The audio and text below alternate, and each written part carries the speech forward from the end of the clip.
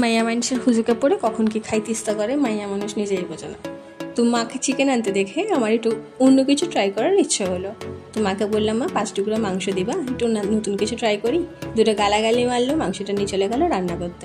আমিও ছাড়ার পাত্রী নই, মাংস 5 টুকরো চুরি করে নিয়ে এসে সেটাকে কিমা করে রেখেছিলাম। তো সেটাকে একটু ইজি ওয়েতে গার্লিক বাটার চিকেন করবো, সেটাই তোমাদের সাথে শেয়ার করছি। চলো।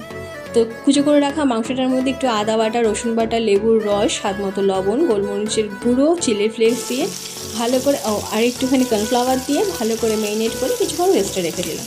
তারপরে তেল ভালো করে গরম করে আসার পর গ্যাসটাকে ছোটো করে দিয়ে সেই তেলের মধ্যে মাংসটা, ওই ম্যারিনেট করে রাখা মাংসটা ঢেলে দিয়ে ভালো করে লাল লাল করে ভাজা করে নিলাম। তারপরে গিয়ে আবার সেই কড়াইটায় বসিয়ে দিলাম, তাতে দিয়ে দিলাম একটু হয় মতন বাটার আর কুচো করে রাখা রসুন। এখানে রসুনের পরিমাণটা একটু বেশি লাগবে। তারপরে সেই রসুন আর বাটারটা যখন ভালো করে মেল্ট হয়ে গেল, তার মধ্যে দিয়ে দিলাম ওই ম্যারিনেট করে ভেজে রাখা মাংসটা আর গুলে রাখা কর্নফ্লাওয়ার। ভালো করে নাড়াচাড়া করে নেওয়ার পরে যখন দেখবে একটু দলা হয়ে এসছে, অল্প একটু জল দিয়ে আবার একটুখানি ফুটিয়ে নেবে, তারপরে নামিয়ে নিলেই রেডি।